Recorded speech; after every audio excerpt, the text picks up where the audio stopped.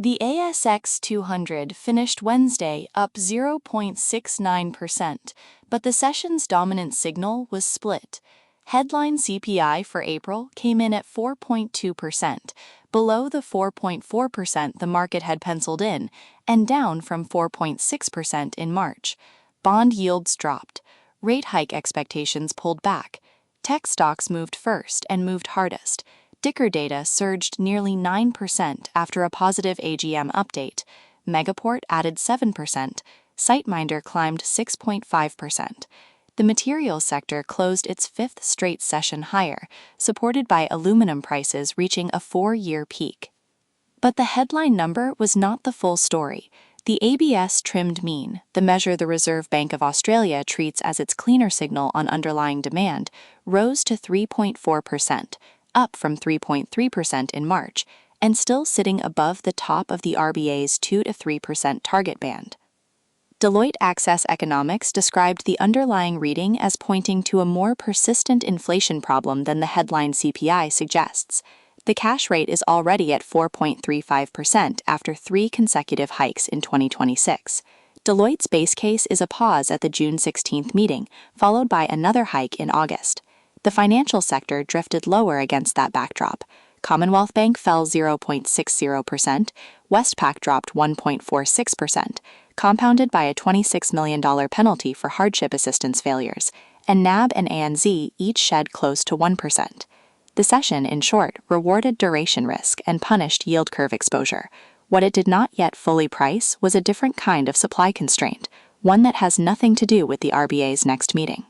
The rare earth story on ASX this week is not, at its core, about mining. It is about who controls the refining. China holds 70% of mined rare earth supply globally, more than 90% of refining capacity, and near total dominance of permanent magnet production. That concentration has historically kept prices low enough to make ex-China supply projects uneconomic. The Nolans Project in the Northern Territory, assets in Malawi, in Brazil's Minas Gerais, these are not new discoveries. What changed is the anchor that determines whether they get funded. In July last year, the United States government invested $400 million in NdPr materials and simultaneously established a floor price of $110 per kilogram for neodymium praseodymium oxide, the light rare earth that goes into the permanent magnets in electric vehicles and defense systems. At the time, the ruling market price was approximately half that figure. The floor did not stay contained to U.S. domestic transactions. It washed through to ex-China buyers in E&E offtake agreements tied to Lynas Rare Earths Japan sales. The effect was a repricing of the entire non-Chinese supply chain. Lynas's market capitalization moved from $7.6 billion to $18.9 billion across 12 months. The counter-signal to that repricing is what makes the current position complicated. China has not been passive. It recently moved against Japan directly, restricting supplies of key magnet metals, dysprosium and terbium, as an explicit response to trade and geopolitical tensions. The restriction tightened the very supply problem the U.S. floor price was attempting to solve. For our rare earths, the result was a final investment decision on the Nolans Project, backed by a coalition spanning Europe, Canada, Korea, and Australia. For Victory Metals, whose North Stanmore Heavy Rare Earths project sits 7 kilometers north of Kew in Western Australia, the market cap tripled in 12 months to approximately $180 million. A pre-feasibility study is imminent. The capital moving into these names is not anticipating a new policy. It is responding to a price signal the U.S. Treasury already set in place. The complication is that the floor price architecture depends on whether the U.S. government sustains its commitment to NdPr materials and whether other democratic bloc buyers hold to the same pricing framework. If the Strait of Hormuz reopens and global energy costs fall sharply, one of the cost pressures supporting ex-China production economics eases. Deloitte's Stephen Smith noted this week that even if the strait reopens, global energy markets will take time to stabilize, but the rare earths investment case is not primarily an energy story. The position pressure shift driving capital into ASX explorers is a sovereign supply diversification mandate, and that mandate has not changed. What has not yet moved is the institutional allocation side. The larger fund managers with formal rare earths exposure policies have been slower to reposition than the smaller cap specialists who moved on the floor price announcement itself. The ordering gap is visible in the difference between Lynas's re-rating, which happened early and decisively, and names like St. George Mining, $430 million market cap, Gina Reinhardt's Hancock Prospecting holding 6.2%, where the re-rating has been partial. The unresolved question from the market's pricing today is whether the NdPr floor price holds as the U.S. trade posture shifts across quarters.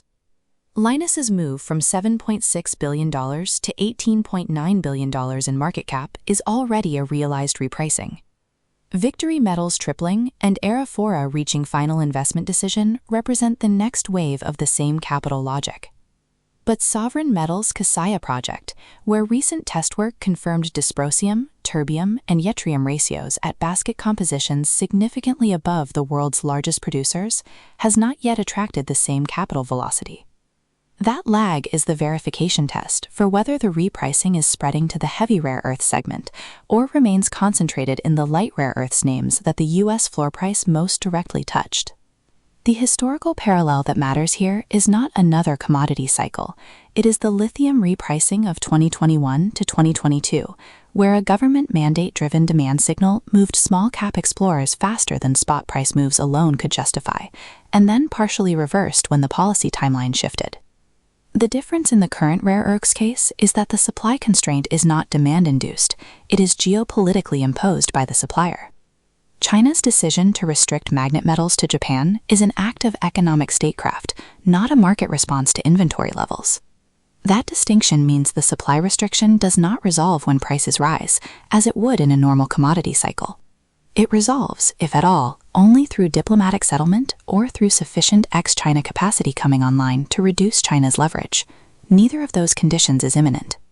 If the U.S. maintains the MP materials floor at US $110 per kilogram through the next congressional budget cycle, and Democratic bloc governments continue coordinating procurement frameworks, Australia's $1.2 billion critical minerals strategic reserve is part of that structure.